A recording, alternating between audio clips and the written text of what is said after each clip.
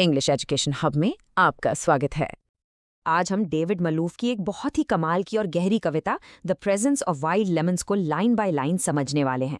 David मलूफ, आपको बता दूं, एक बहुत मशहूर ऑस्ट्रेलियन लेखक हैं और उनकी लेखनी की खास बात यह है कि वो अक्सर यादों, हमारी पहचान और किसी जगह से हमारे रिश्ते जैसे विषयों को बड़े खूबसूरत अंदाज में पेश करते हैं।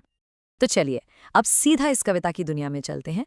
हम शुरू करेंगे पहली कुछ पंक्तियों से जो असल में इस पूरी कविता की नींव रखती हैं, उसका टोन सेट करती हैं। इसका मतलब है, उन सभी सालों के दौरान हमने अपने आज को, अपने वर्तमान को सिर्फ और सिर्फ इस पल की रोशनी के लिए खुला रखा। यही वो रास्ता था जो हमें मिला, और आप इसे एक वादा भी कह सकते हैं। तो देखिए, यहाँ कवि हमें जीने के एक तरीके के बारे में बता रहे हैं।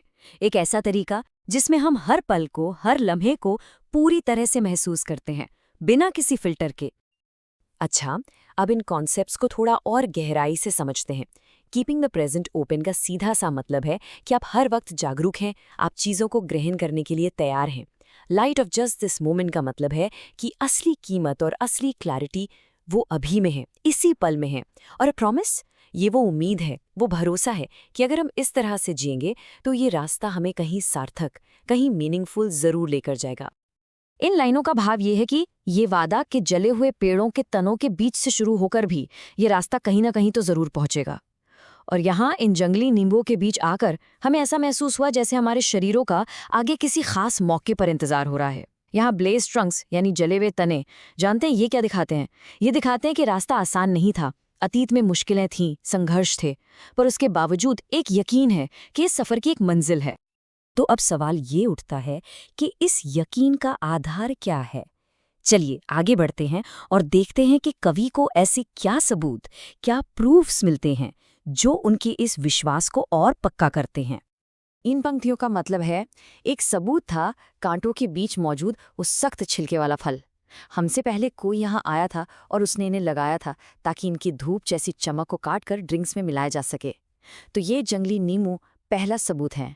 ये सिर्फ फल नहीं है दोस्तों, ये एक निशानी है इंसानी इतिहास की, किसी की मेहनत की, जो हमसे पहले यहाँ आया और एक उम्मीद का बीज बोकर चला गया। और दूसरा सबूत वो इंसानों का बनाया हुआ नहीं है, वो है ये द्वीप, ये आइलैंड खुद। ये प्रकृति की ताकत को दिखाता है, उसके कभी न रुकने वाले साइकिल को। ये द्वीप अपनी ही धुन में रहता है, रात में गुनगुनाता है, सुबह फिर शांत हो जाता है। ये हमें एक स्थायी, एक इटर्नल प्रेजेंस का एहसास दिलाता है। तो देखिए, हमारे पास दो तरह के सबूत हैं जो उम्मीद देते हैं। एक तरफ है नींबू, जो इंसानी विरासत, इतिहास और हमारे अतीत से जुड़ाव का प्रतीक है, और दूसरी तरफ है ये द्वीप, जो प्रकृति की असीम शक्ति और वर्तमान की स्थिरता को दिखाता है। ये दोनों मिलकर ही इस यात्रा को एक मतलब देते हैं। लेकिन कहानी में एक मोड़ है। जैसे ही हमें लगता है कि सब कुछ साफ है और हम सुरक्षित महसूस करने लगते हैं, कविता का जो माहौल है वो अचानक थोड़ा रहस्यमयी, थोड़ा अनिश्चित हो जाता है।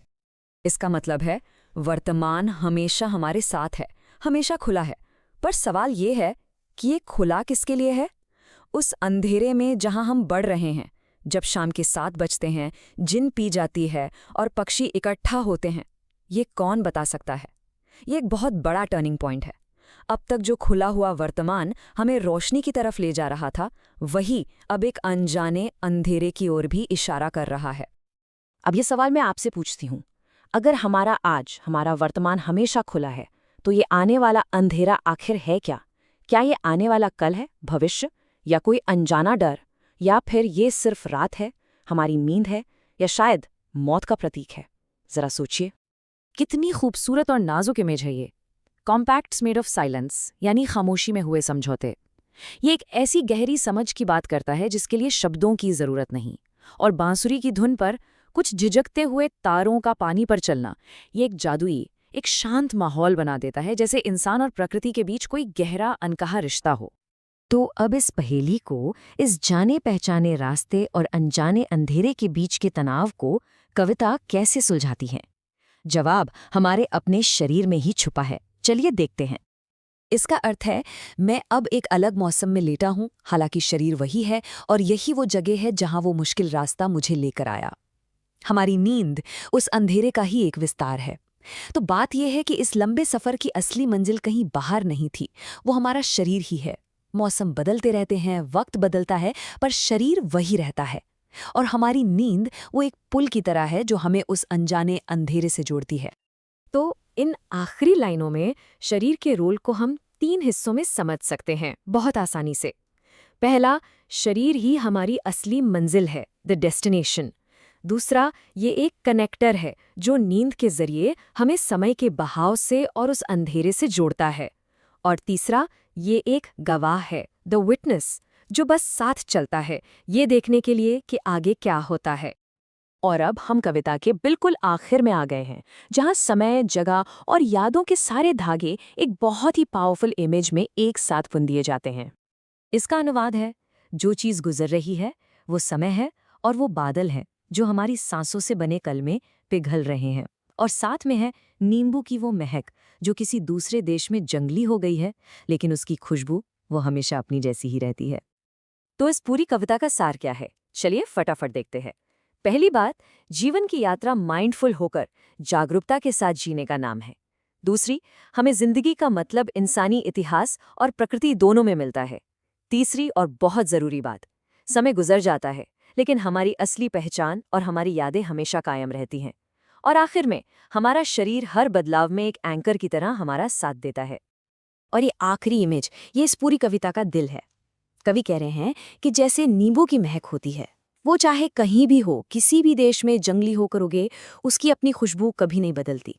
ठीक उसी तरह हमारा जो मूल सार है, हमारी जो पहचान है, वो वक्त और हालात के बदलने से नहीं बदलती, वो हमेशा वैसी ही रहती है जैसी वो है। उम्मीद है आपको ये एक्सप्लेनेशन पसंद आया होगा। इस तरह के और कंटेंट के लिए हमारे चैनल को सब्सक्राइब करें। धन्यवाद।